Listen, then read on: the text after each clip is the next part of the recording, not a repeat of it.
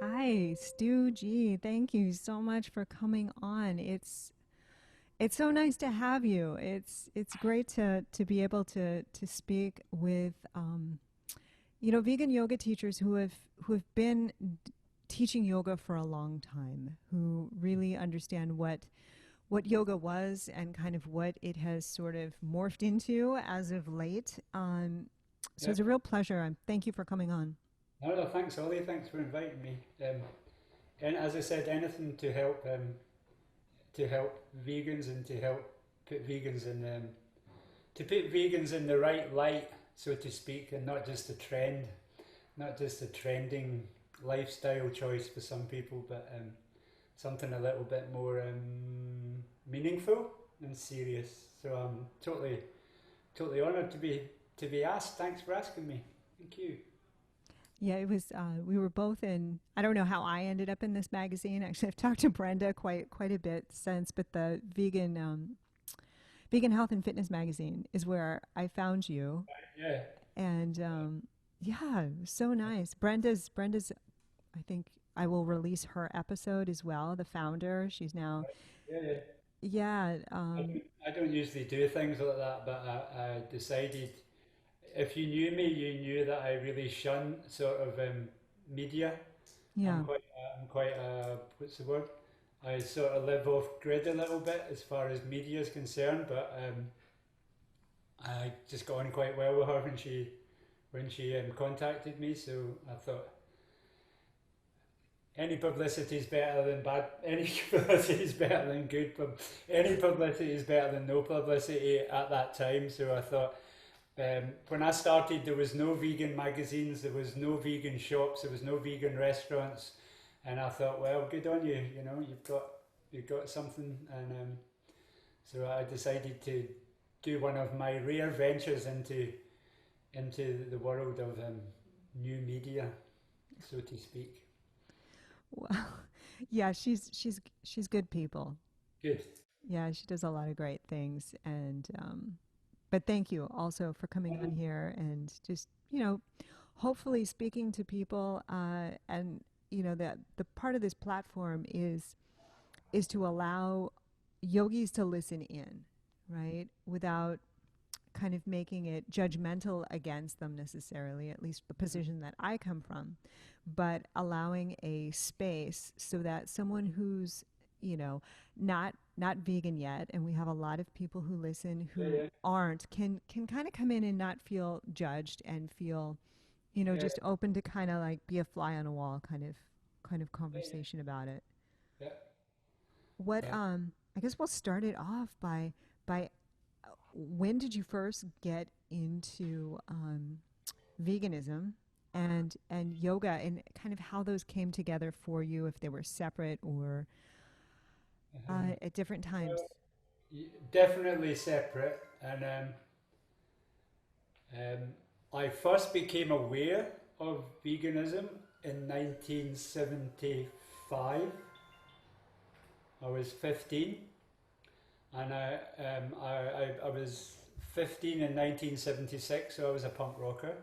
And I started having my mind opened up to certain things in life. And I'd been brought up I'd been brought up like a strict Protestant. I'd been brought up like almost like a Calvinist, and I don't know if you know that there's a little hymn called "All Creatures Great and Small." Okay. Sure. It's Yes. Yeah. it's Yeah. a Yeah. Christian Sure. hymn. I've heard it. Yeah, so that stuck in my head whenever I was a little boy, and I always used to think when I was a little boy, and I'm brought up in Scotland, so I'd be sitting eating my mince and potatoes and my chicken and my steak and my beef. And all the time in my head, I'd have this little song going, all creatures great and small, all things wise and wonderful, the Lord God made them all. And I used to always think, why are we eating all these animals?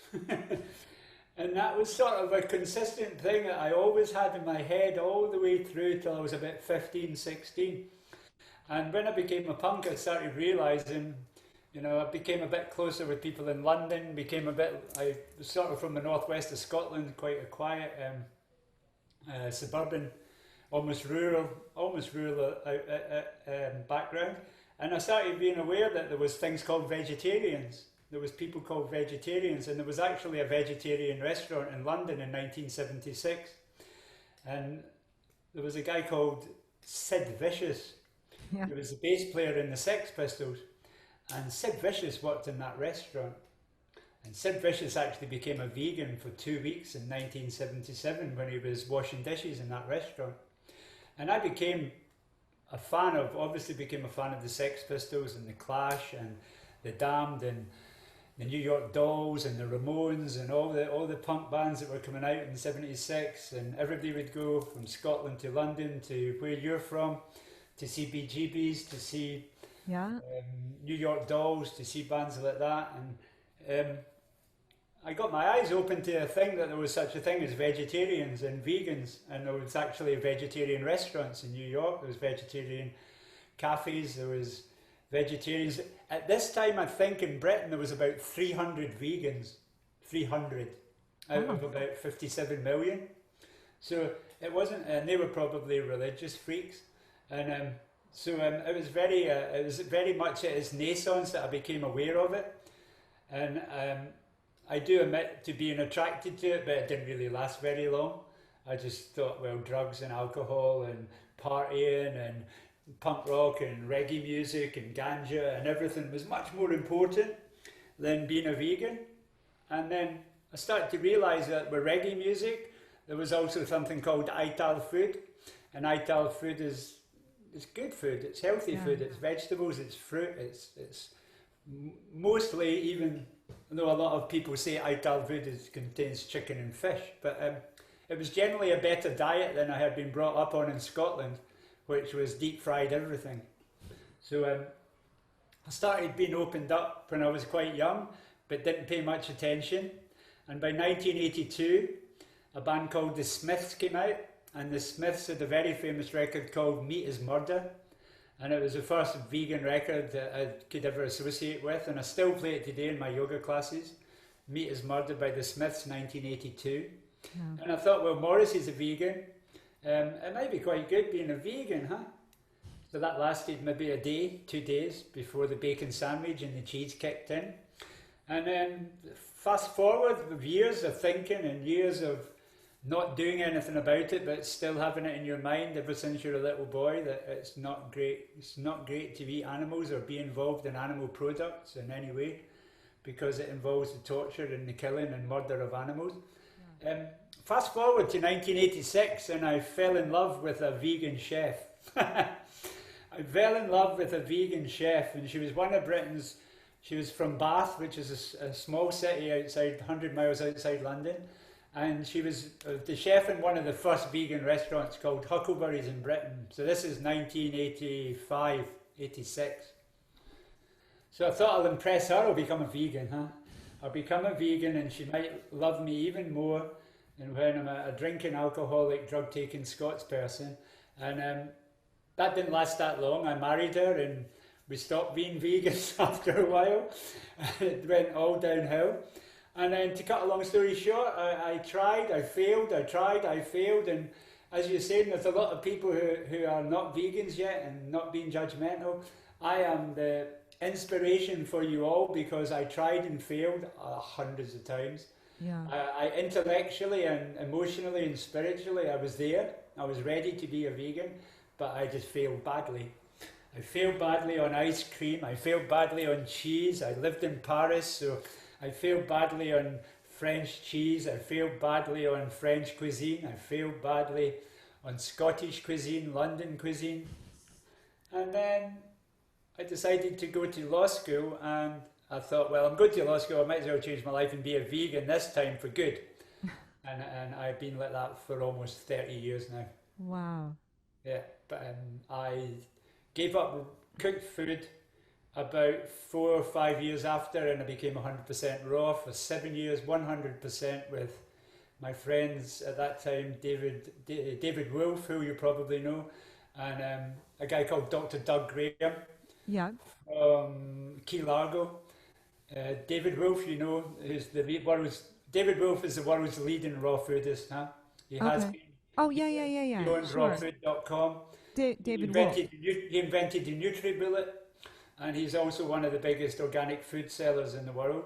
Okay. And he inspired me. I came to America, lived with her, lived in New York, and followed David Wolfe when he was in London and Britain for a while, and then developed into a monofruitarian. Became a monofruitarian and got seriously ill, and then went back to what Gabrielle Cousins called. You might know who Gabrielle Cousins Yeah, is. I've had him on. Gabrielle Cousins calls it conscious eating, so I'm now a conscious eater.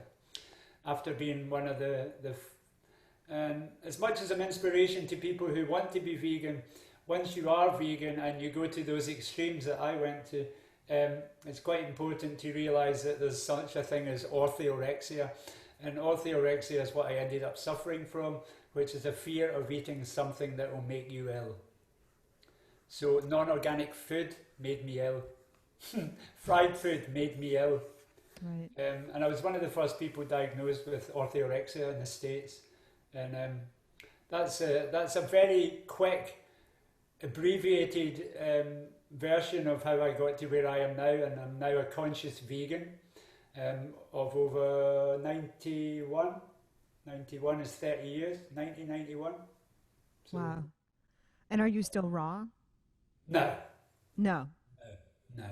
Yeah, I No. mean, I've I'm kind of about, gone I in have and a out I with have my that. own system of conscious eating, and I think if you eat, I got a really good friend called Kate Magic, and Kate Magic teaches 51%. As long as you keep yourself over 51% raw, Yeah. you'll keep yourself reasonably healthy. But I don't eat. I eat consciously, totally consciously.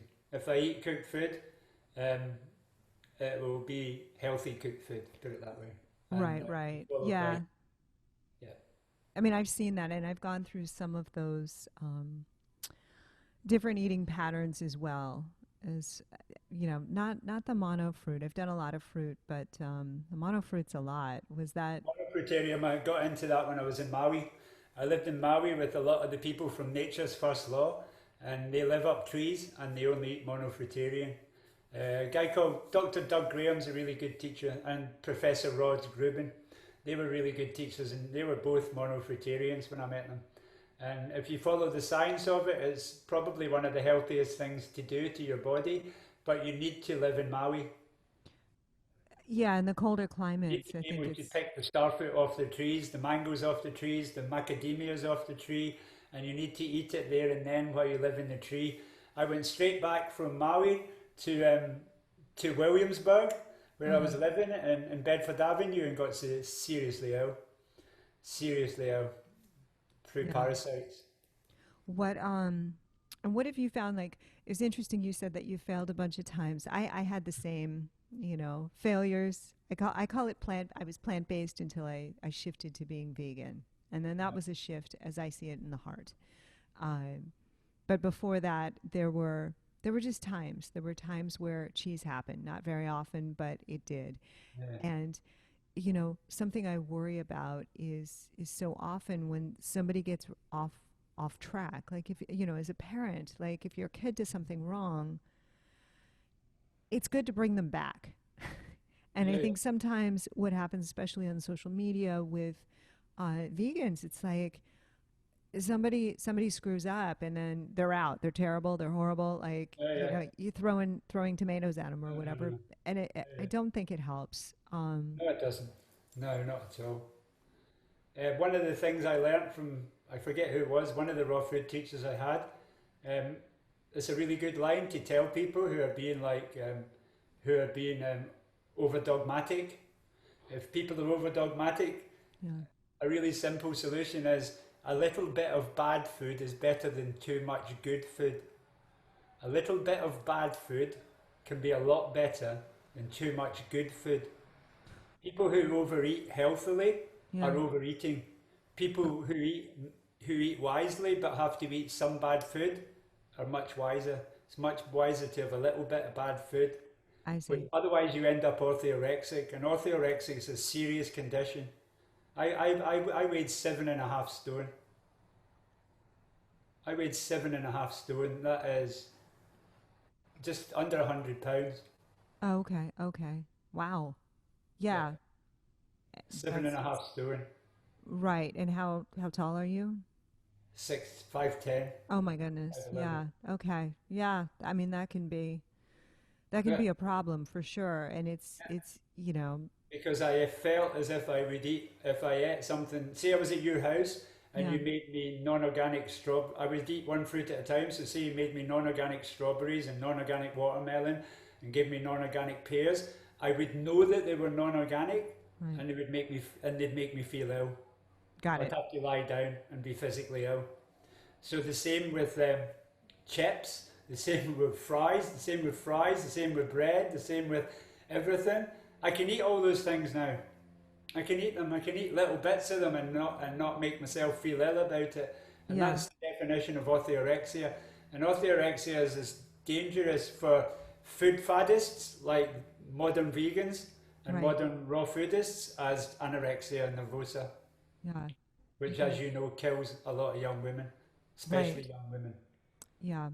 Um, well, you're the You first asked person to me actually speak about this, which is interesting. Like I've heard Dr. Michael Greger kind of mention orthorexia, but he's mentioning it in oh gosh, it was one of his video clips, but it was more like, well, I guess I'm orthorexic then if you're paying attention to food. But hearing it from your perspective, when it goes to an extreme where you get sick, that's valid. Oh, it's totally valid. Like Yeah. placebos are valid, aren't they? Hmm? Placebos are Yeah, valid. yeah, So right. orthorexia has got to be valid. Yeah, yeah, Your mind can make your body feel terribly sick quite right. easily. Your So, mind, uh, as you know from yoga. yeah, how did you get out of it? How I started eating bad food, and I started lecturing when I went to raw food festivals and raw food occasions. I started telling people about the dangers of raw food.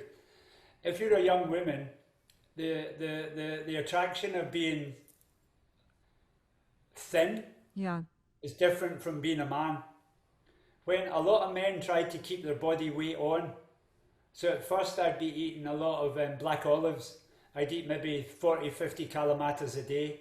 There's a guy called Stephen Arlin, who's one of the raw bodybuilders, okay, and Stephen Arlin used to recommend things like 50 or 60 calomaters a day, like half a kilo of macadamia in a juice. You know, just as much body fat as you could get on, because men don't like losing. They don't like seeing their ribs. They don't like right, seeing their butt cheeks. They don't like seeing their hip bones sticking out. Whereas for women, that can be quite attractive, huh? For right, them, right. that idea of being thin.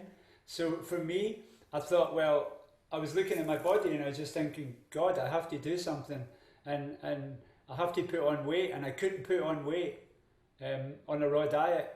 So I Yeah, started eating Indian food. I started eating dal, started eating white rice, went to India, got really ill, spent 3 months in India trying to be. I'd been I've been to India about 40 or 50 times, wow, and the first few times I went as a raw foodist, I was seriously ill. And when I went back when I was healthy, I went back and ate Indian food, just dal and rice, and chapati, and I put the weight on again. I put the weight on in India, which is quite ironic, some seemingly. But so I just got over it through a little bit of bad food is better than too much good food. That was my mantra, that's good. and it That's good worked. advice. It worked. But it's important. I'm now 11 stone, so I'm 111 stone. 11 4 is 44. 11 1's 144, 150 pounds. Right. 5'11", and I keep that sort of average, 10 and a half stone, 11 stone. Yeah. I try to keep to that. I eat a lot of. I eat you might not have this in the States, but I eat a lot of vegan organic halva, which Oh, is sesame seeds with coconut. yeah. Oh, yum. I cycle 40 miles a day, so I need something fat. So Right. I eat a lot of fat things intentionally because I burn up a lot of energy. I'm usually in the studio for about 4 to 6 hours a day as well, and my practice is 2 hours in the morning. Yeah, that's a lot. How many miles are you cycling? I cycle 40 or 50 miles a That's day what I thought you said. That's a lot. every day, Yeah. sometimes more. Right. So And I have to keep my body weight up. yeah, yeah, for sure. And so you're a mix of, I want to get to when, I think you started with Ashtanga or some other type of yoga? Tanga, yeah, with You started Patani with Joy. Ashtanga. Yeah, Okay. yeah. Um, So yeah, yeah. So getting into that, but then you also, you don't just do yoga, you do something else, which I think is important as well. yeah, I row as well. I row. You Yeah, row? yeah. Yeah. Yeah. I do ergo. I do rowing, cycling, and asana. That's great. Yeah, And I've been trail running. I do Shinrin-yoku What it, for forest bathing. oh, where's When my, you go to the woods and just spend yeah. an hour in the woods every day. I live in the Right. woods. Okay. I don't live in London. I live outside London. Got it. So I forest bathe every day. I go in the woods with the dog. That's So I nice. walk for at least an hour a day in the woods. Yeah, I In think it's smart. Japanese, it's called Shinrin-yoku. Shinrin-yoku. I'll look into Shinrin-yoku it. to forest bathe. Yeah. So that's my main sources of exercise. One of my favourite yoga teachers, Jorg Fierstein. I'm surrounded by Jorg Fierstein books. I've got Jorg Fierstein 200-hour teacher training manuals. He always said that when he looked at contemporary yoga, he said a 20-minute walk in the woods was much better than a modern yoga class, and I totally agree with that. Yeah. Apart from No, my modern yoga class. no, that's what I've been doing. I'm trying to get my 14-year-old because she loves to go into the woods as well. We're close to the woods, so Yes, good. um, you Yeah, know, now that the humid weather is done, because she's not yeah. one for humid, but During lockdown, we took the 10-year-old. We took the 10-year-old down every day. We did 110 days of going out every morning. There's the book there, Holly. okay, It's called Shinrin-yoku, okay, all Forest right, Bathing, by Dr. Qing Li from okay, Tokyo. And this is the seminal book. So he started writing this in the 80s. So this is like the seminal book on forest bathing. And it's one of the most beneficial things you and your children can do, really, just to spend time in the woods, even just 20 minutes a day. yeah. I mean, I'm drawn to it every day. That's why I started trail running. I figured I could get two things done at once. Yeah, yeah, yeah. I can walk the dog. We've got a little dog, so I get Yeah, two things at once. Or the three of us usually go with the dog. that's good. You can run. I can run with the dog and put him on the lead. So I have a run in the woods with the dog as well, which is good. But That's yeah, I think I think yoga doesn't work on its own. And one of the attractions of Ashtanga was because it fitted really well with raw food. yeah, It created heat in your body. Raw food is when you transition to raw food, you lose a lot of body heat in your first 3 years. Like even if you're sitting in Connecticut in the middle of summer, you could still be cold. You still yeah. get you get that like cold feeling when you're transitioning from cooked to raw. And Ashtanga went really well with that because you were generating that prana, that heat all the time. So Yeah. that's why I liked Ashtanga for so long. But then I went to Jiva, and Jiva's not that much. Jiva's not that different, you know. Right, because it's Jiva and Sharon, influenced. it's the It's same guru. influenced from it. Yeah, it's the same. We got the same in Jiva. We got the same guru who's Shrike Patabi Joyce, who's now a certified sex criminal, and the other one's Swami Niramalanda and a guy called Sri Brahmananda.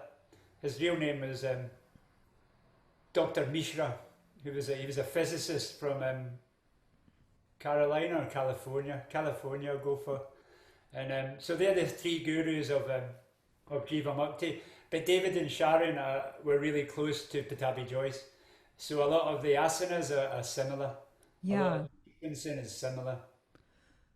So wait, what point did you so you interesting law school made you vegan or going or switching up to go to law school is where Yeah, you yeah, committed towards I had to get veganism. discipline in my life and stop taking drugs and drinking and get my law degree. Yep. Where did you pivot when did you pivot towards yoga? Um, Or when were you introduced to yoga? when I When met did that start? about 22, 23 years ago, I split up from my wife and I came back to London, went to law school, and the girlfriend that I met, who I still live with 22, 23 years later, she kept on going to yoga classes 5 times a week. And I kept on saying, what the fuck's the big attraction with the yoga class? Can you not spend time with me? I want you to be with me. And selfish man as usual, like, where'd you go? What's so great about yoga? Right? He says it's fantastic. It's the best thing for my mind. It's the best thing for my body. And at this time, there was 2 yoga centres in London, 2 or 3. And she took me to a church hall. And I went to a church hall, and it was £2, £2.50, $4 for a class. And there was 4 of us. And I never stopped. I've never stopped till today. 28 days a month, 12 months a year.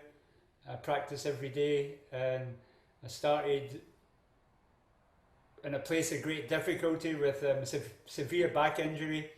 I had a quadruple fracture in my back from falling off a bridge one night, and I couldn't do anything with my body. And then I found Ashtanga Vinyasa Mysore and did it for 12 years, and then became a Jiva teacher. And now I've been teaching Jiva since 2003, 2004. Okay. Well, I'm not a Jiva teacher anymore officially. I just teach yoga. I just teach yoga. And people say to you, what kind of yoga? And I tell them there only is one type of yoga. Right.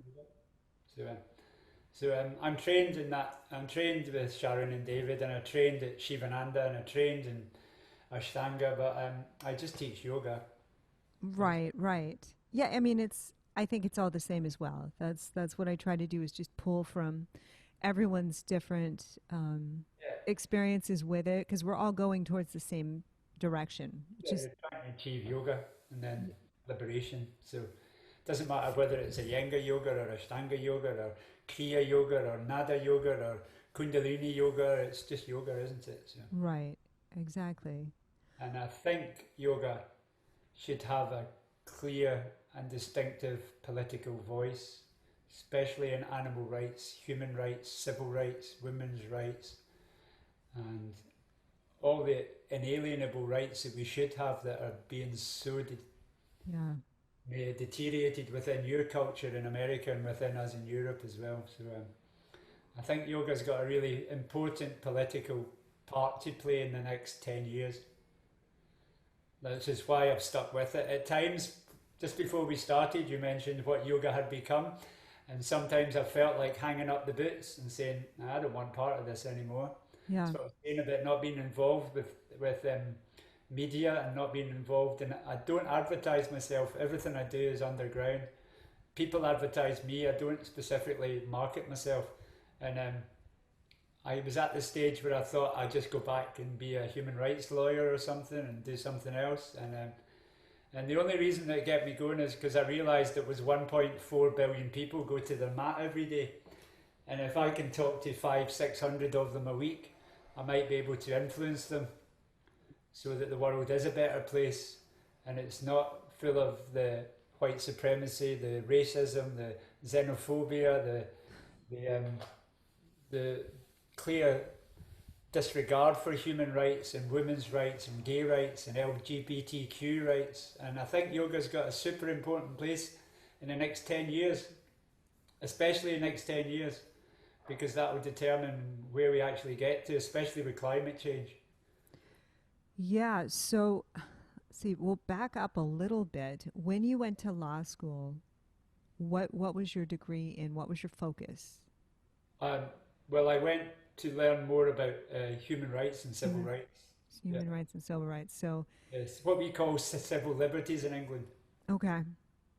So the stuff that I know about, when I went post-grad, I went and studied, I studied one specific thing, and it was to do with a small branch of human rights. Yeah, which I became quite knowledgeable in, but I didn't practice.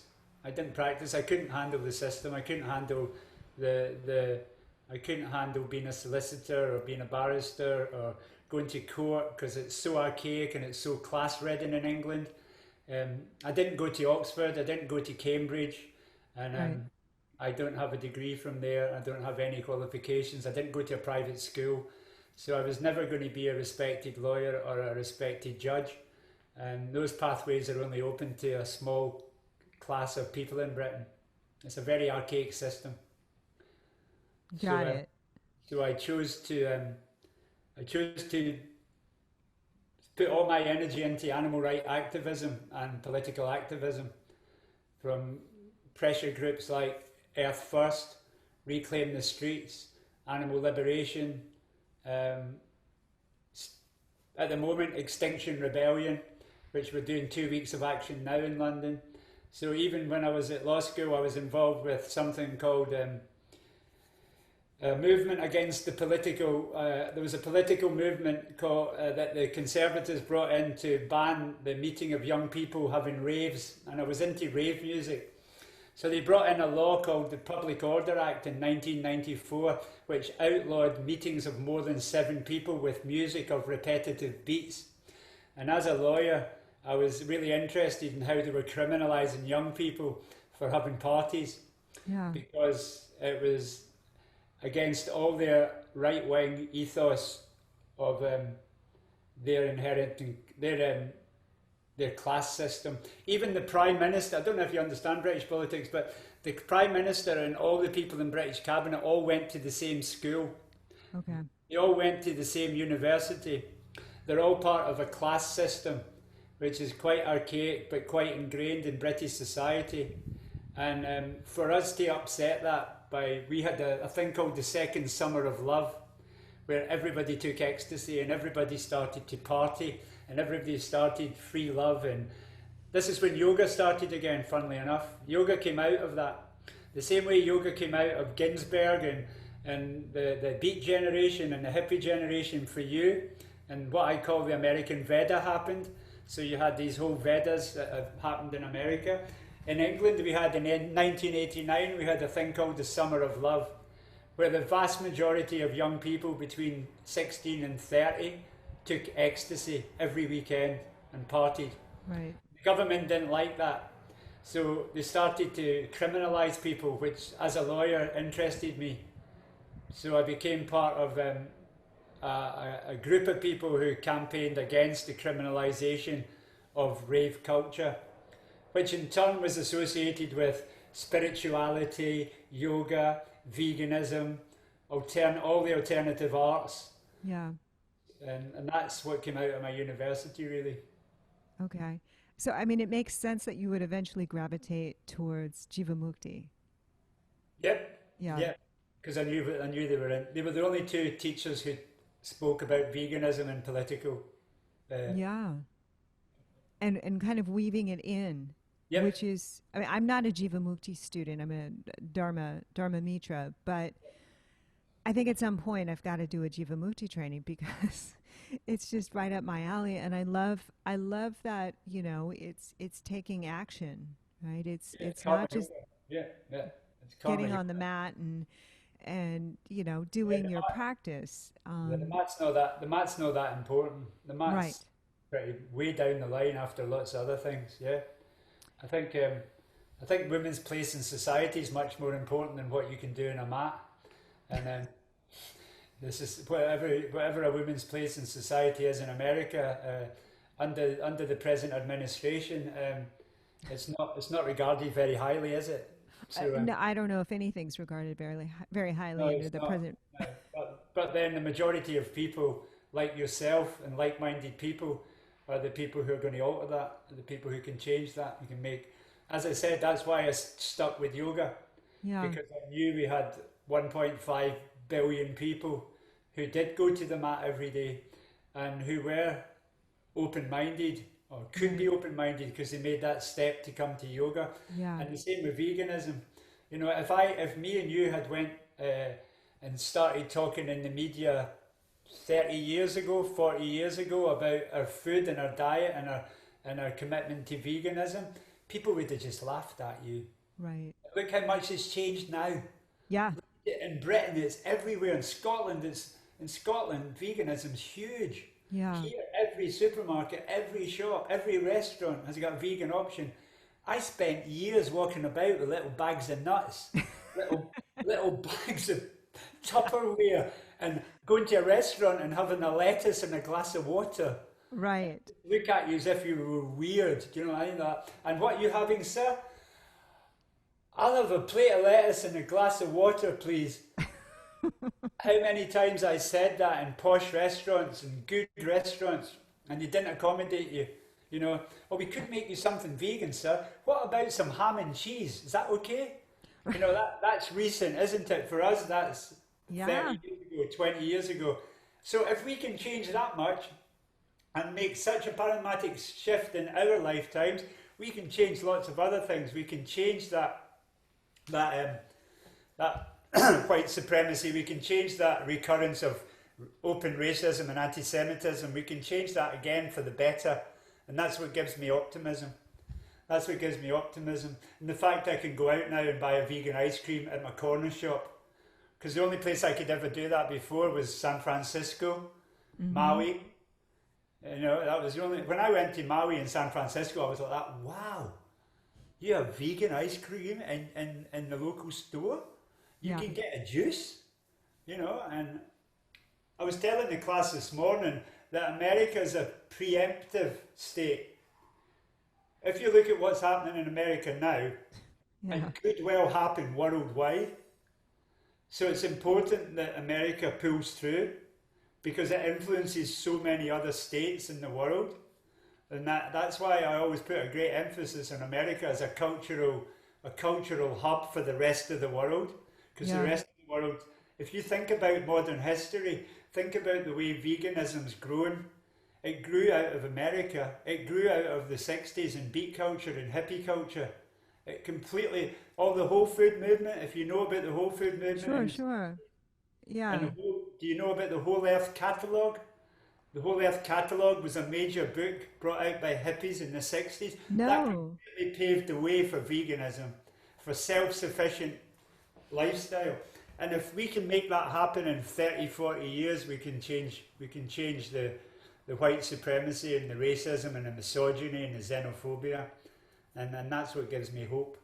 Well, I hope so. It's interesting hearing your perspective because being in the thick of America at the moment, it's, you know, and I'm in Connecticut, which is, it's like a democratic state, but sort of. Like it is politically, but it's not with everybody where we live. You know, we were a little blindsided by that when we moved because we're from Los Angeles, which is very different. And, you know, I see it as just everyone had wanted to. I have so many friends who were in other countries who really wanted their visas to come over here. And now I'm thinking, well, do you still want that? I think we went down, quite a few notches. And you look at the vegan movement, and it's when you initially said that, I was thinking, well, what is it, Alan Watson? Is that his name? I think so. That came out of, the word veganism came out of England, I think in the 1940s. But it's interesting to see how. I think it's more forward thinking, and the different restaurants are like Tel Aviv has I think the largest number of vegans. So Iran's huge, huh? Yeah.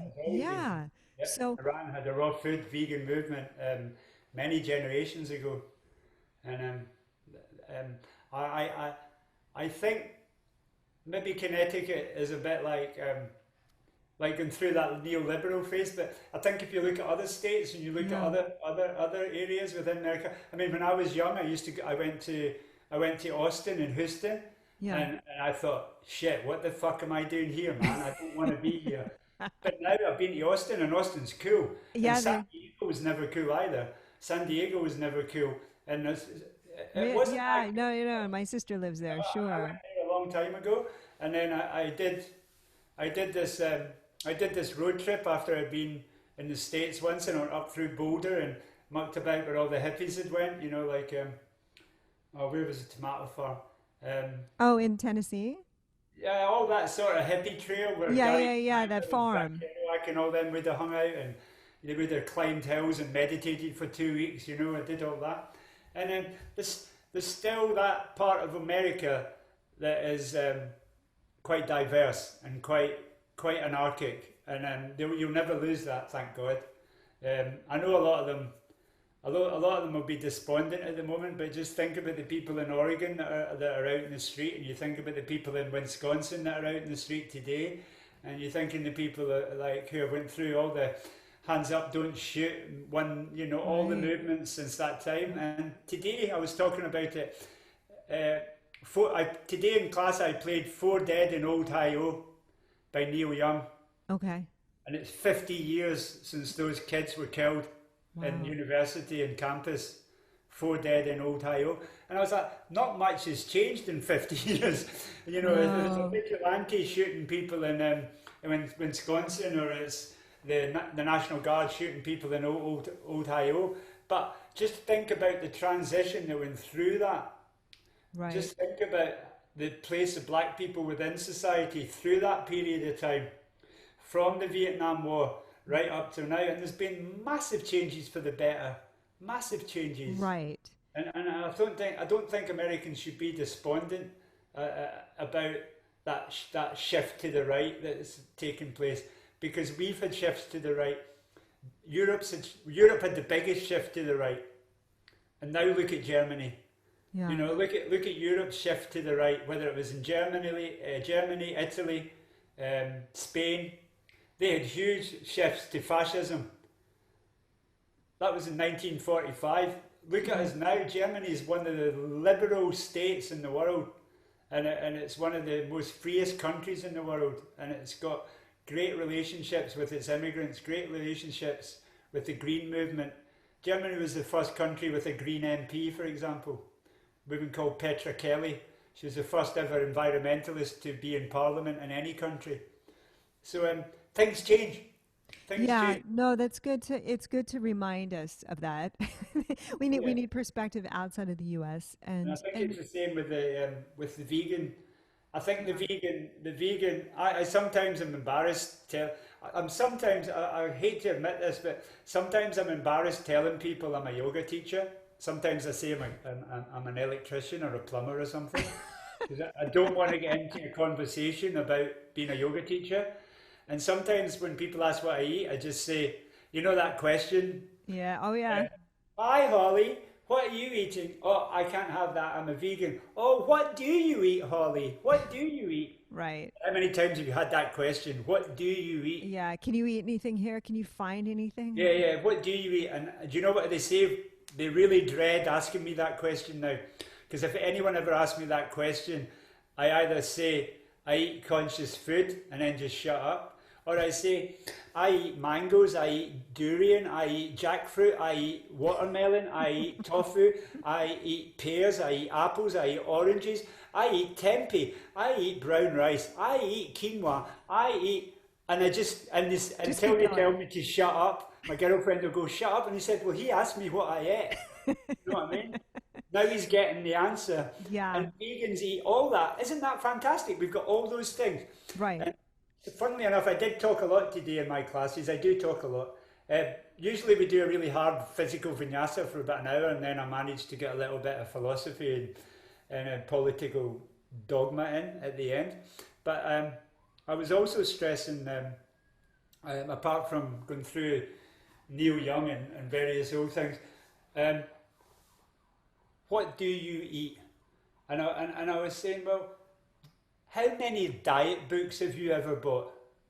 I bought my girlfriend and I have got a whole library of diet books.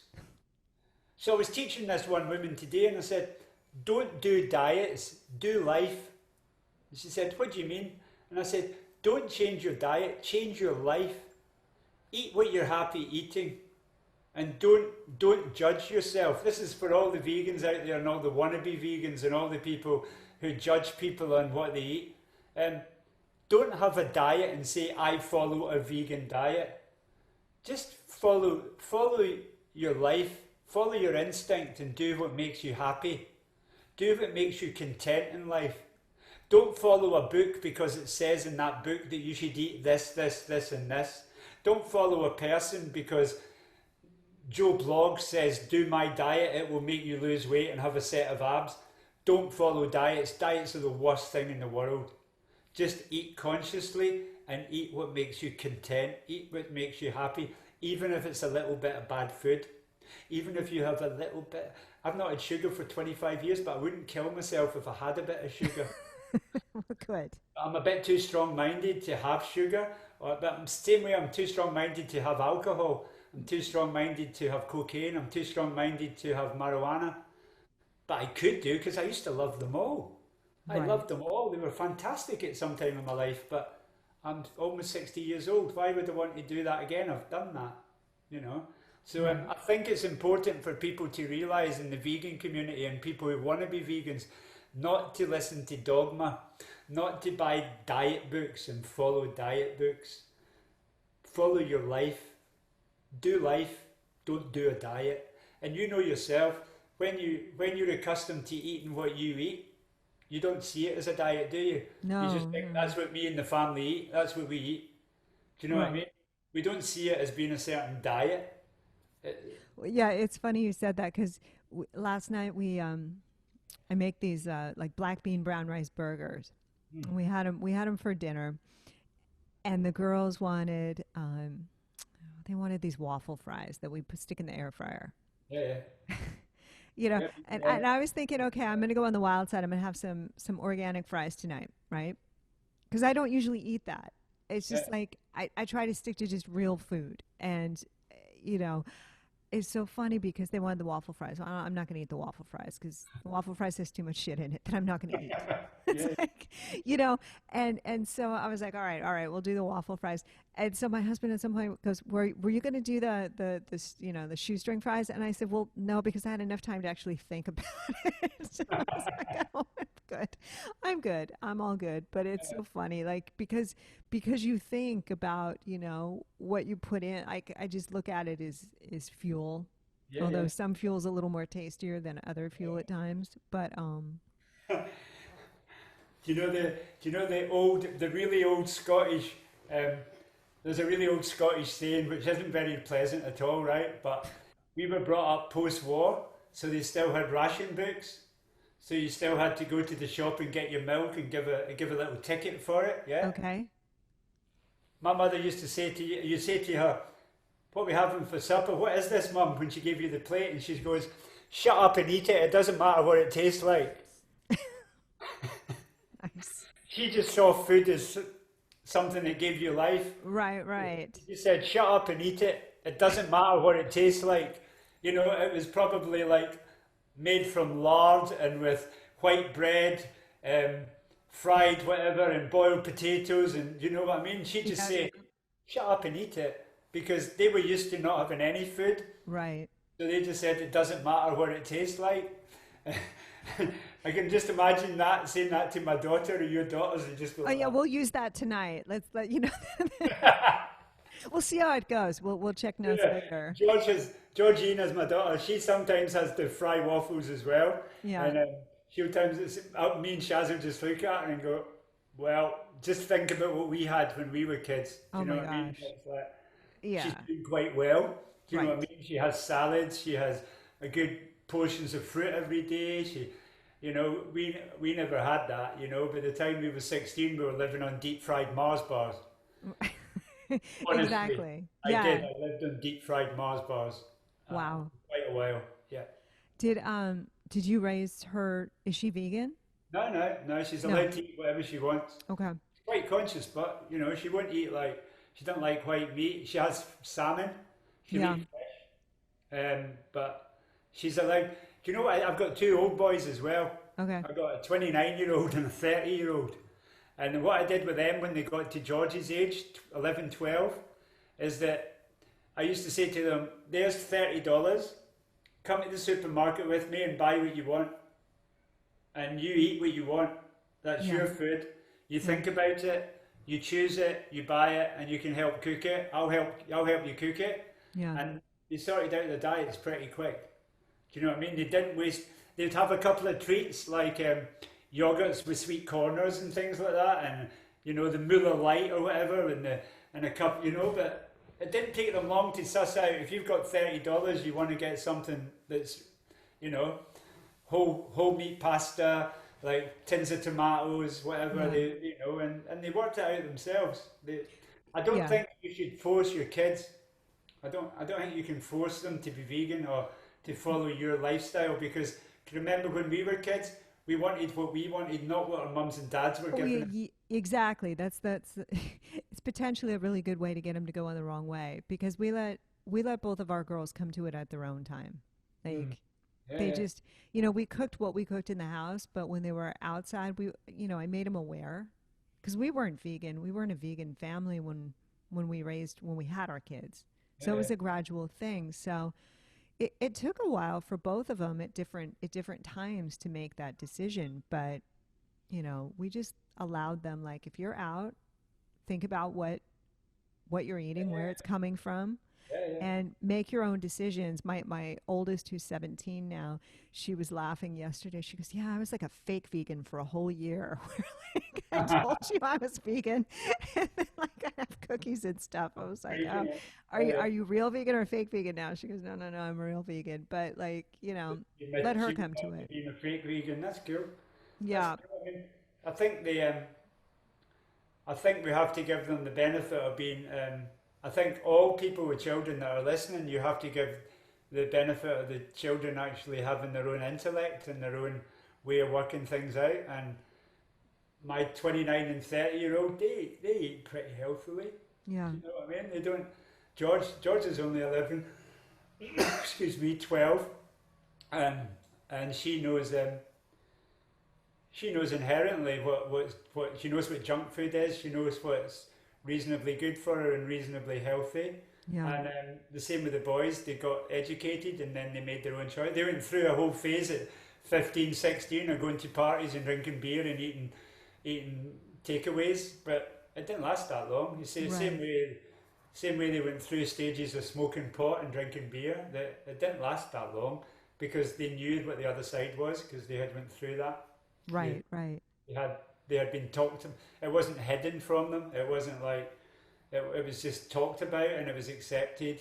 Like you make your own mistakes, make Yeah, your own exactly. mistakes. We made our mistakes. You make your mistakes, and I think that's really important for coming into a food lifestyle and a yoga lifestyle. Like the people who come to yoga that have made mistakes definitely get more out of it and get it quicker than the people who have been straight all their life and never erred on the wrong side.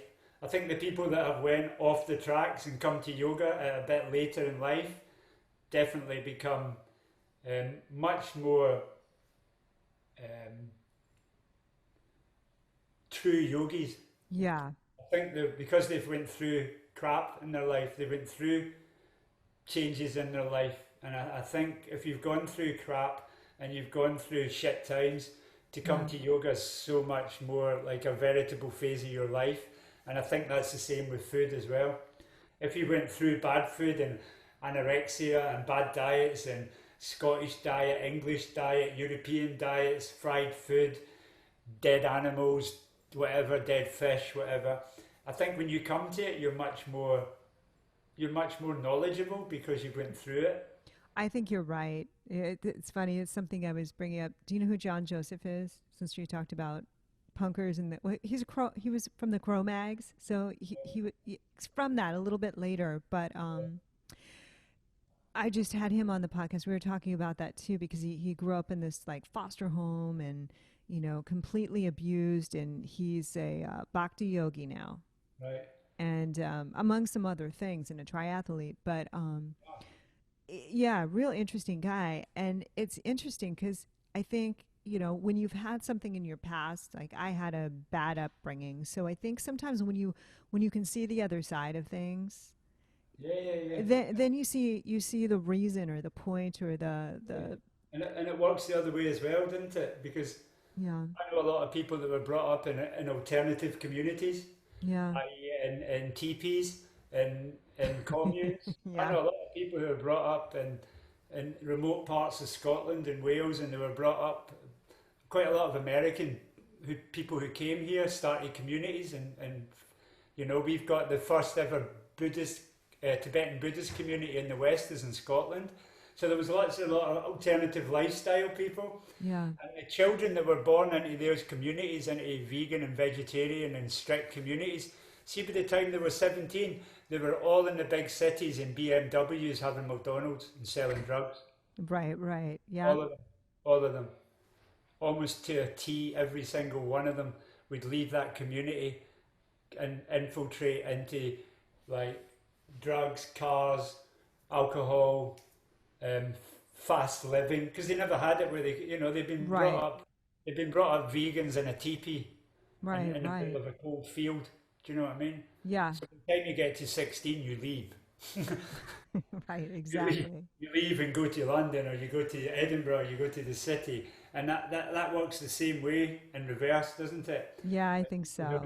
People have been brought up in real righteous communities, mum and dad inflicting their righteous morals on their kids.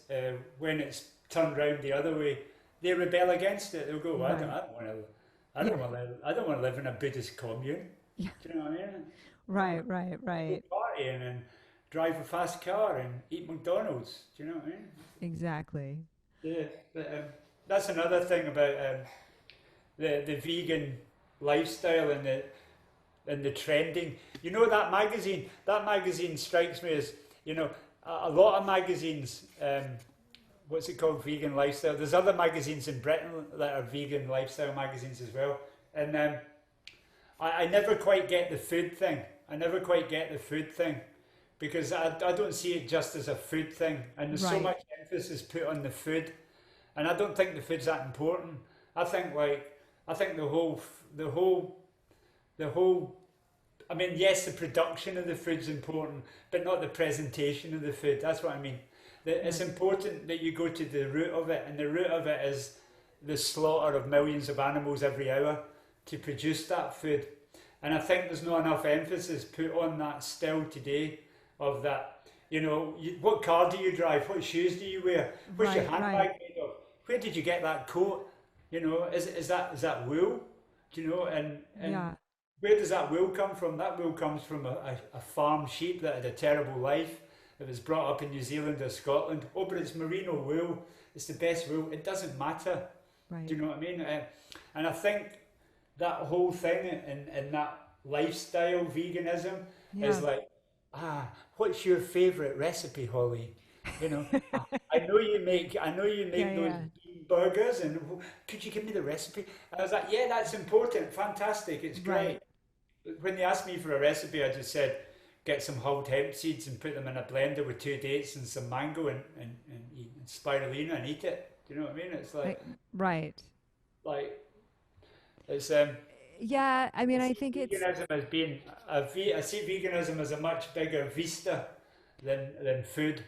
Do you It's think almost it's because we're trying to connect with somebody on a level yeah, where they can understand it initially? I mean, I feel like as as a vegan, I think pre-COVID, because we're just not in the same social situations as we were prior to. But um, there's almost this unspoken silence it's like you're kind of culturally silenced against speaking up against things like that. It's difficult yeah, to bring that up because then you're judging somebody or yeah, the defenses come flying up, and I think that might contribute to a reason why we're seeing this pretty presentation of just food, but then you're food and right. bodies, isn't it? It's food and look at me. Whoa, look at me, I'm a vegan weightlifter. Look at me, I'm a vegan dancer. And then I know you said the guy's a vegan triathlete, but good, that's good, you know what I mean? Yeah. Because before we never had vegan triathletes, you know? Right. We gotta, Yeah, which is connect great, on it's any level. fantastic. There used to be one guy his name's Jonathan Edwards, and he was a triple jumper in the British Olympic team. He was the only raw foodist I'd ever met that was an athlete. Then I started realising that the necks, and lots of the necks were fruitarians because Dr. Doug Graham had taught them. Lots of top class Olympic athletes were fruitarian, Yeah. and that was in like the mid 90s. And Okay. it's just you don't hear about things like that so much. But and that whole sort of neoliberal sort of capitalist um, um, emphasis on food and the consumption of food. Um, Maybe we should just eat a little bit less. Do you know what I mean? Maybe just don't eat as much. Maybe Yeah. just try and have a little bit less. And as you know with the girls, just like eat what we're used to eating and what we're comfortable eating, and Right. even if it's bit of it might be bad, but it's not that bad. But compared to what we used to have, it's a relation to other food. But just I think people eat too much. Yeah, oh, I definitely. think society eats too much. I don't think like when you look at least in the US like the dietary guidelines. I talked to Gabriel Cousins about it. I- it's this, 2000 calories, 2500 calories and you need a certain, amount of Yeah, said vitamins, which oh, is what yeah, we're kind of being sort of taught. But yeah, yeah, when you're getting into food that's nutritionally dense, you actually don't need that amount of food, no, like no, you at don't. all. No, no, no. And it's Your body is absolutely amazingly intelligent in assimilating what it needs from very poor food source. yeah, In fact, it might have been Gabriel Cousins or David Wolfe that taught me, like, you actually assimilate nutrition from the pickle that's in a Burger King burger. Like from you the can, even though it's the only raw part of the burger, oh the pickle. you can actually assimilate some nutrition from it, probably more than the rest of the burger. Yeah. Or the other one they always used to tell me about was if you bought a box of cornflakes, you could assimilate more nutrition from the box than the actual cornflakes. Because Right, right. your body is so intelligent at assimilating food. And Yeah. and I know that it's to do with your enzymatic production and the way your enzymes assimilate food that's important, not actually what you're eating. So if you eat a small amount of stuff that's really easily assimilated and well assimilated, you don't need that many. You don't need that many. What's the word? Superfoods. What's the word? You Yeah. supplements. You don't need that many supplements. You don't. Right. You maybe need one or two. Yeah. And the same way you diet, the same way you can assimilate vitamin. There was a great phrase as well they used back in the 90s as well.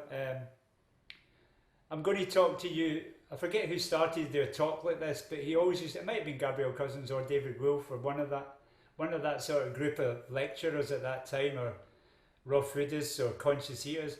They used to say, "I'm going to talk to you about raw food and living foods, and I want you to forget everything you know about nutrition. Forget it." And I think it's important for people Yeah. to. You say that in yoga as well. Do you know that? That's a saying in yoga. I want you to forget everything you know. Right. And I think people have to forget everything they know when it comes to how many calories is this? Has it got vitamin E? Do I get my vitamin B12 from that? Oh, where will I get my magnesium from? Oh, have a banana. That's got magnesium. Have some soil. Eat a dirty lettuce. That's got SBOs, soil-based organisms, B12, B1, B7. Just don't wash your carrots so well. Do you know what I mean? It's Yeah, like yeah, yeah. you don't have to eat. You don't have to go and buy a supplement with B1, B7, and B12 in it. Just Right. eat a bit of organic soil. Have it But on. Have it in your vegetables. You know, people were never taught that, so they don't know, and that's why you. I always think. I always tell people I'm going to talk to you about something, but I want you to forget everything you know about something as well. yeah. And the way we're indoctrinated, that calorie count thing, and you know that Yeah.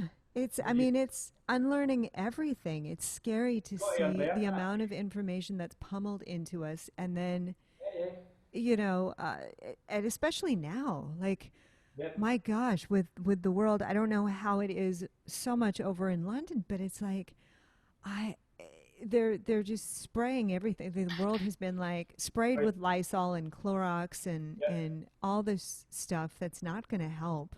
no, no. There's people aren't being told to build their own immunity and to get out in nature. In fact, they're closing nature. Yeah. And the whole genetic, the GMO, that whole. Yeah, I mean, we've been actively campaigning of that. I can remember going to a lecture in India about genetically modified food in 1997, and we had a group called Genetics and Eco Trip here, and we used to do we used to do missions to wreck fields. You know, there's no GMO in Britain, only test sites. yeah, yeah. You guys are We've only miles got ahead. test sites because we went out and we ripped up all the test sites and smashed them up and ripped up all the food and burnt all the food. And it caused so much hysteria in the press that they stopped all the tests because we christened it Frankenstein food. Wow. So there's been no genetically modified commercial crops in Britain ever, because as soon as they do have them and they've had the test sites, they will completely destroy our organic farming by cross-pollination. Right. Yes. And that's what happened in India. India is full of GMO because of American companies, and the cross-pollination in India has completely ruined the organic crops. So there is no such a thing as organic food in India. It doesn't exist. Wow. It doesn't exist. Same way there's no organic soya in the world apart from central France. It doesn't exist. There's no such a thing. Whenever you see USDA approved organic soybeans, it's a lie. Well, anything USDA approved is kind of bullshit. USDA organic approved soybeans don't exist, trust me. They're all GMO. Every soybean in the world apart from one major producer in central France. And that whole thing is so pivotal in veganism and modern veganism because it needs to be organic. It's pointless if it's non-organic. Yeah. And I know, and you know, that it's really expensive. It's really difficult to provide for a family on 100% organic. It can be totally expensive. We have difficulties with things, but we try our hardest. Like today, we have a delivery for $30. We get a big box, and it's whatever's seasonal from the farms just up the road from us. Right. And then we'll go to we don't go to Whole Foods anymore. Whole Foods is gone. Whole Foods was a shining light for about 5-10 years, and then it just disappeared up Amazon's arse. Yep. So we can't go to Whole Foods apart from. I always say to people, as a yogi, I've got a vow never to steal again. I used to be terrible at stealing. I used to steal from all the big stores. I'd steal from Asda, Walmart for you. I'd steal from Walmart. I'd steal from all the big stores as a matter of principle. And when I became a yogi, I realized I couldn't steal anymore. But I always tell people to, if you're not a yogi, go to Whole Foods and steal as much as you possibly can. Because Amazon are planning a whole takeover of the production and distribution of food in this world. And once he's got his, as you said, once he's got his hands on food, then Whole Foods won't be full of organic food anymore. Right. Whole Food will be full of all those sprayed products that you were just talking about. Yep. Because that he wants to control the whole supply of food the same way he does with Amazon, of every single item that we use, from food production to food sales. You know, in England, I don't know what's happening in America, but they're planning to have drones. They're going to have a drone that delivers your Amazon delivery to your door. That's the plan for the UK. Really? Yeah, you get your box of vegetables delivered by Whole Foods in a drone owned by Amazon. Yep, that's what their whole plan is. Then you won't need Uber drivers anymore. You won't need Uber Eats. You won't need Deliveroo. You'll just need Amazon. Yeah. And that is the whole plan. And I mean, I sound like a real conspiracy theorist, but I'm not. This is reality. And yeah, I mean, you're right. I mean, it's scary to see what happened to Whole Foods. It's a terrible market now. And when it used to be in 4th Avenue, it was a fantastic shop. Right. When it started, it was what was its original name? Oh, gosh. Hold on. I'll look it up, but I should know this name. They had them in London, and we used to go to them, and it was like Mrs. Gooch's? No, we had a different one. Huh. Whole Foods came from something else. I'll find out. Okay. I'll remember in a minute, because we had 2 of them in London, one in Old Street and one in Camden. And before they became Whole Foods, they were just bright, shining lights of healthy food. Everything was organic. And look what it's become now. It's absolutely frightening. Yeah, no, it's absolutely terrible. And it just, it's funny when Whole Foods started switching over, it's like we tried to shop less at Amazon. It's just like, you know what? Forget it, because I think that whole part of consumerism and the way that veganism's come into the mainstream is really dangerous for vegans. It's really a critical, it's a critical path in veganism to either become absorbed into that white sugar, fake chicken, fake, you've got fake everything here. You get fake Japanese chicken food, you get fake bacon, you get fake pizza with fake sausage on it. And I really think we're at a critical path where people have to realise that the value of good organic raw vegetables is much more important than simulating something that's essentially unhealthy, simulating spaghetti bolognese with textured vegetable protein or something. That was years. Remember when we started, everything was soya chunks and TVP and all that. It's going back that way again, but just modern versions of it. Right. Yeah, I like to remind people it's not healthy. Sugar isn't vegan. Vegans don't understand that. Do you know that? Yeah. Sugar is not vegan. The way commercial sugar is made, it's made by one company in the world called Tate and Lyle. Tate and Lyle produce the vast majority of sugar in this world, and it's run through a bath of bones. When you get sugar, aren't there processes that I thought there were some that were not done by that? No, they'll be labelled as not done by that. Yeah. There's a few in Whole Foods that are labelled as vegan sugar. Right. But anything that's not black molasses, usually has been it's called bonification. The process in sugar manufacturing is called the bonification of cane. And when they get the cane, it's black molasses. So you think about it, how does it become white granule? Yeah. Oh, okay. And white granule, which goes into most of these vegan products in the big supermarkets, isn't vegan. That sugar's not vegan. So I say vegan cake contents wheat flour, vegan white egg milk, vegan white egg substitute, and sugar. The sugar's not vegan. Right. It can't be, because it's produced by Tate and Lyle. Because if it goes to Walmart, it's definitely Tate and Lyle. If it goes to Marks and Spencer's, it goes to the big supermarkets, it's Tate and Lyle. Not vegan. It's done by bonification, trust me. Okay. So any commercially based sugar isn't vegan. And a lot of vegans don't get that. No. I thought you could buy certain ones. Hypocritical with saying, "Oh, I thought you were a vegan. Why are you eating that?" Because sugar you don't need to eat sugar. Sugar's a drug. Sugar was brought by the East India Company in the West. It was brought by English capitalists as a drug to get people addicted to sweets. The same as opium, the same as alcohol, the same as coffee, the same as tea. They were products. They were made for profit. And the more you got the British and Americans and the European population addicted to those products, the more profit they made. Sugar was just another addiction. Same as heroin, same as opium. Yeah. Exact same history. Exact same.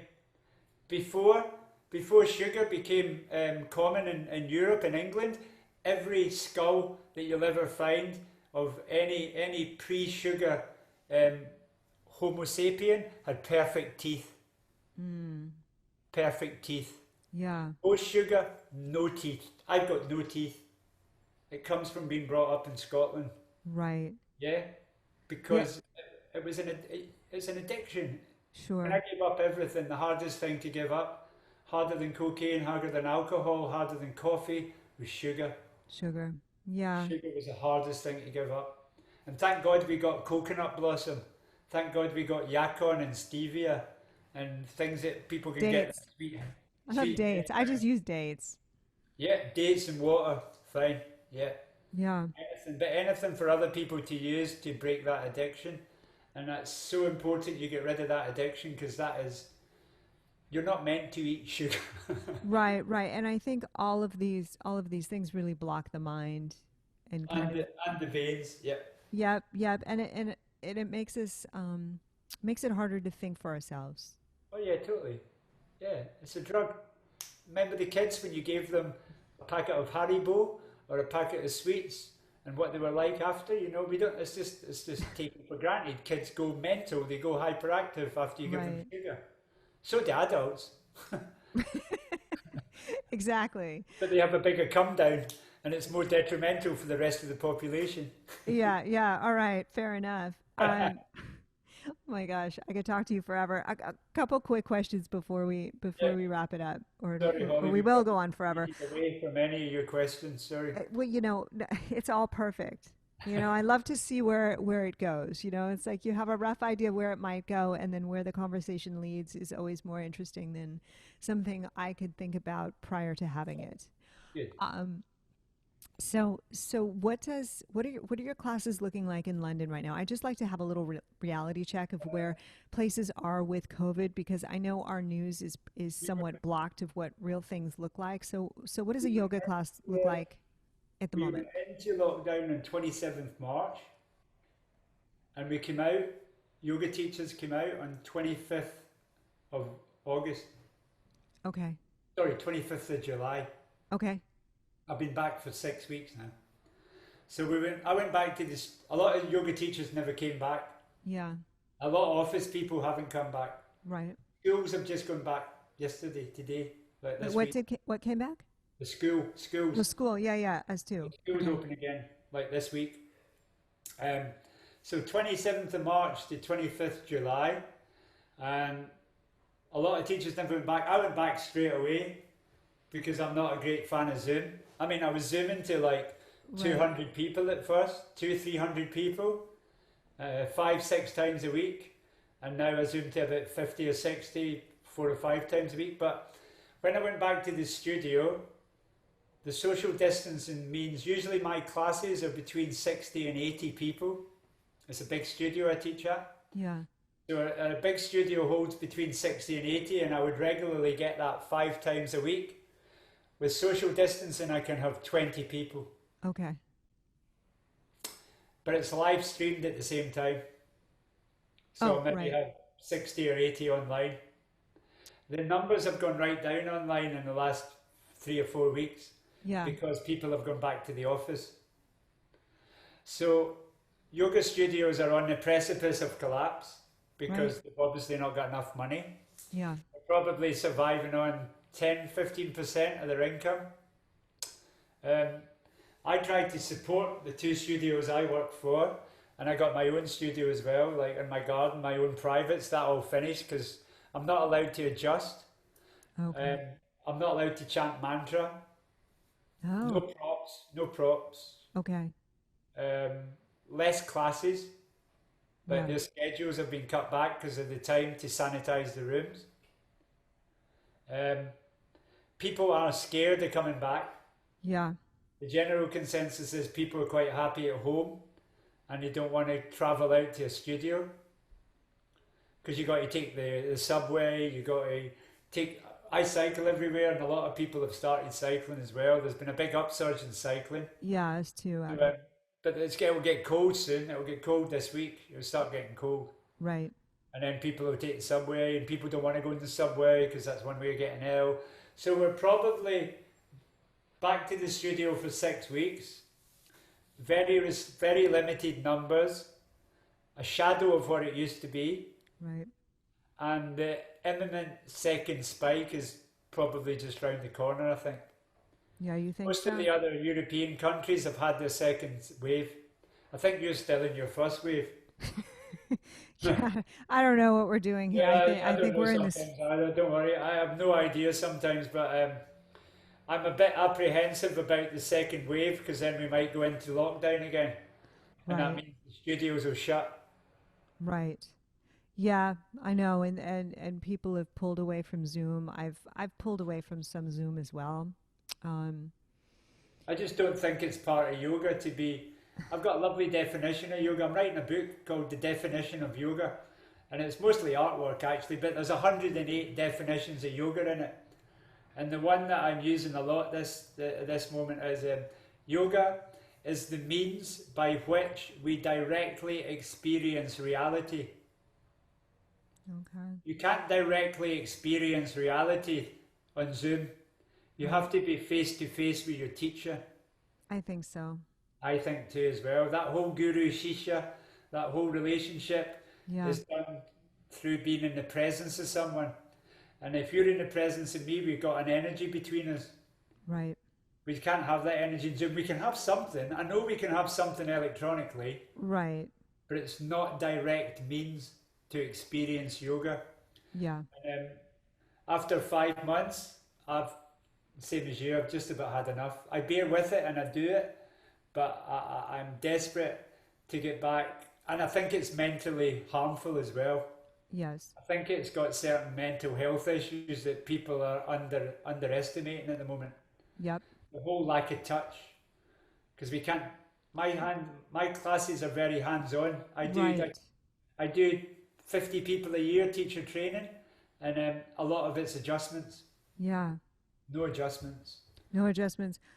It's interesting because the studio where I teach at, there's one teacher who's, I guess you can do massage out in the U.S. At least you can in Connecticut. Yeah, And you it's like can't use that. if you're wearing a mask and you're wearing gloves and you've gotten permission, Yeah, you can get an adjustment at the studio. right. Same I here. don't know. You can do it here in some Ashtanga studios. Yeah, You can. yeah, Yeah. Okay. So this is like a studio policy then. yeah. But Okay. it depends Got on their it. insurance. It depends on the possible litigation because Right. most yoga teachers are insured through Yoga Alliance. Yeah. And Yoga Alliance have said no adjustments. But people like me who have got our own businesses, I pay $1,000 a year for my insurance. A Yeah. normal yoga teacher pays $100. Right. You're not allowed to adjust. I can adjust if I want, but the studios don't let me Okay. because Got it. you could just sign a disclaimer. And my insurance is a corporate insurance from I've got a limited company, so I own a company. Right. And it's the company that insures me, not Yoga Alliance professionals. Right. Right. Right. Yeah. So That I makes can sense. adjust if I wanted to, but I'm a bit wary about. I don't want anybody to suffer because of my negligence. Right. I would That's feel terrible. I'd feel terrible if someone came to my class and they were asymptomatic and they gave it to me and I gave it to someone else. I just right. feel terrible. Yeah. I don't think that's the right thing to do morally. Right. So I don't. I just go along with the advice. Got it. But I did start chanting sometimes. Don't tell anyone. Okay. I did start chanting Guru Mantra and Gayatriya Mantra a few times, but don't. They probably got it on recorded Yeah. soon, but they're not big on singing indoors. They don't like that. Got it. Got it. Yeah. Yeah, You'll need your own little bubble or something yeah, to the do bubbles. that in. Yeah, Right. but then you can go for a tattoo. You can Yeah. get a tattoo, Holly. Yeah. None of it You makes can any lie on your sense. back and dig your blood out and Yeah. breathe on you and give you a tattoo for 6 hours, but you can't get adjusted. You can't sing. Don't show your face. And do you guys need to wear masks at the No, studio during the class? You do not. no. In Okay. communal areas, we try to. In common areas, you try to. Yeah, the changing rooms are only 4 people and no showers. Uh-huh. Oh, okay.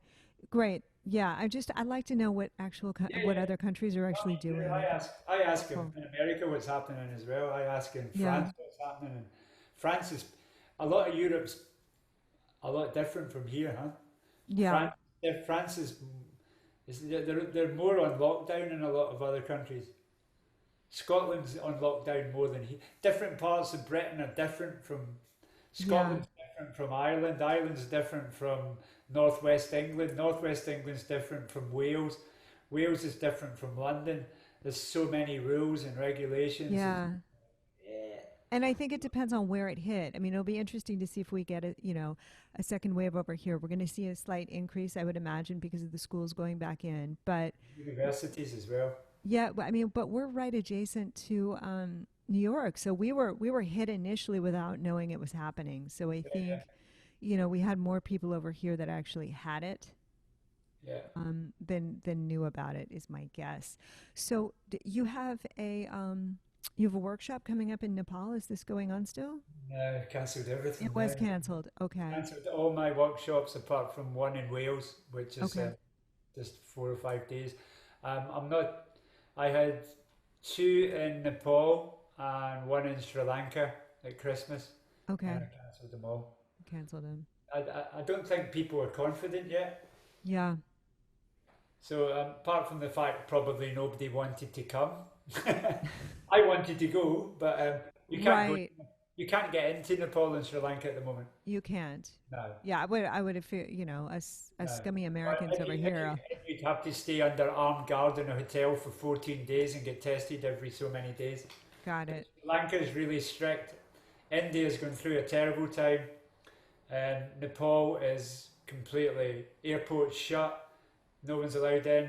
There's no testing, there's no records, there's no reporting. Down south in Nepal is pretty bad, but you don't know because the governments aren't really that renowned for telling you the truth. Got it. Same in India, even though India has passed the 1 million mark now. So India, when I got ill, I had it. I had it for 3 weeks. You did? Yeah, I was in Rishikesh. I was in India teaching at the World Yoga Festival in Rishikesh. And I was there for 2-3 weeks. And I came back mid-March. And the first day of lockdown, I was in my bed for 3 weeks. Wow. In my bed, I lost about 15 pounds in weight. Sweat, sore body, no taste, headaches, massive chest pains. 2 weeks I couldn't do nothing. Yeah. I was up here in the studio on my own, isolated from the other two downstairs, and they used to bring me up some to eat. I couldn't eat. I fasted for the whole 2 weeks. I just drank water and tried to fast myself better. And then third week I got a bit better.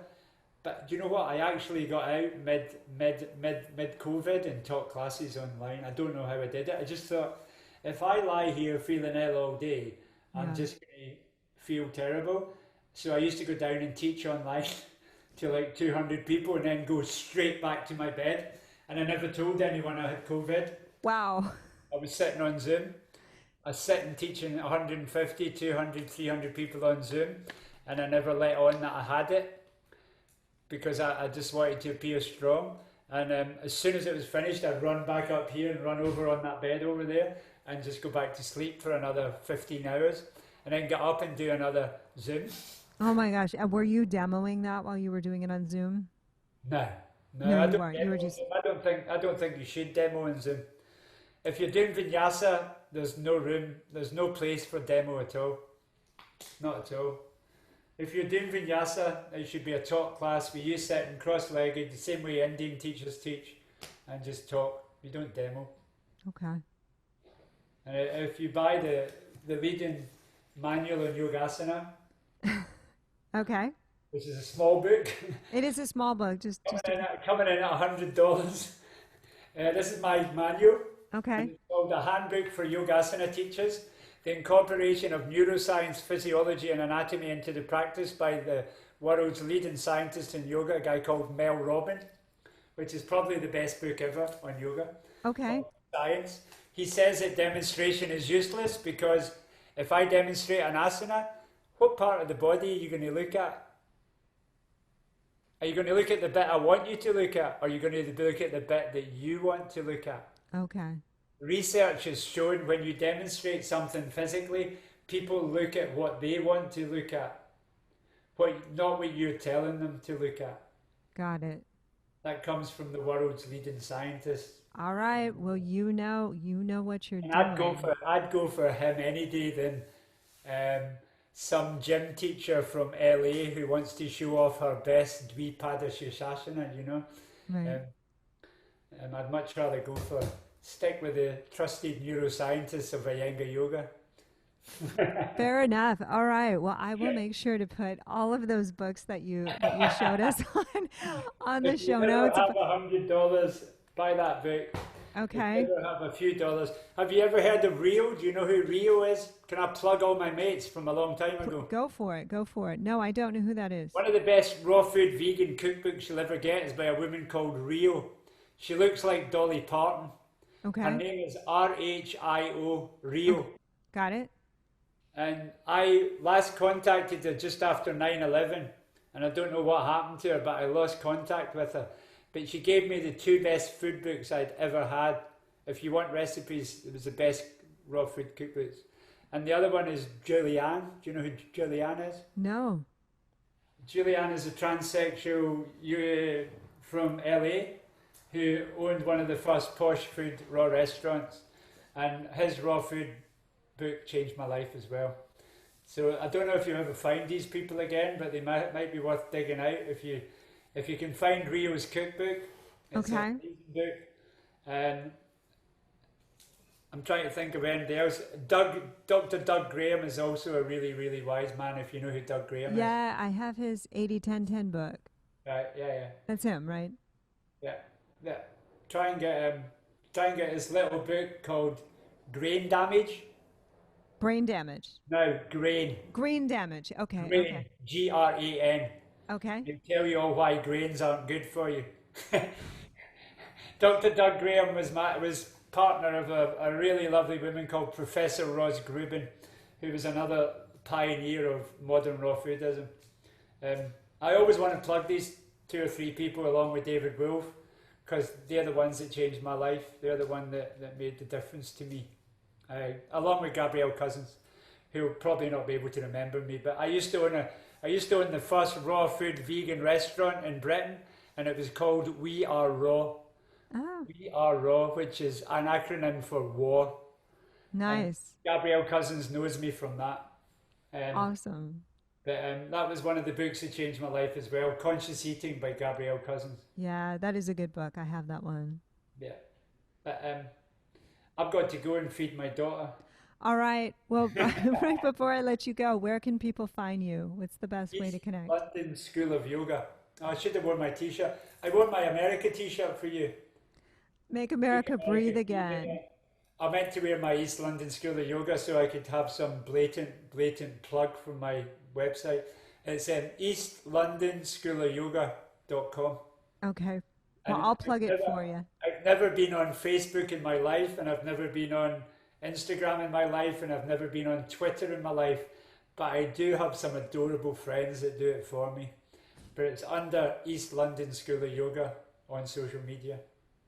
Amazing. You never ever get me on social media. I'm not asking. Thank you. So I can't believe that I got you for the podcast. And I absolutely. I do everything virally. I do everything from try to be a good teacher, try to be a good mentor, try to be a good example, and not try to publicize what I do too much by selling DVDs, books, t-shirts and products and my workshops. So thanks for publicizing my workshops. I do workshops and retreats, but the only way I'll ever publicise them is through East London School of Yoga, or whatever anybody else wants to talk about me, they're free to do so. Perfect. And maybe one day I'll see you if I ever come. I used to live in Williamsburg. I lived in Bedford Avenue when I went to Jiva. Okay. And then I lived in East Third. Yeah. But I do sometimes go to East Hamptons to teach, okay? Oh, amazing. All right. All right. I go to Hamptons sometimes to teach. I can't tell you who I teach, but I go to teach sometimes. Fair enough. All right. Okay. Well, I hope to meet you as well. And I so appreciate you taking the time to come on and talk to me today. If I'm ever near Connecticut, if you're ever in London, feel free. You got my email. Amazing. Bring the girls over, show them a bit of London. Hang out. You got no COVID worries in the future. Don't worry. Sounds good. All right. You take care. Ollie, have a great evening. Okay. Thanks so much. Take care of yourself. Lots of love. Okay. Bye.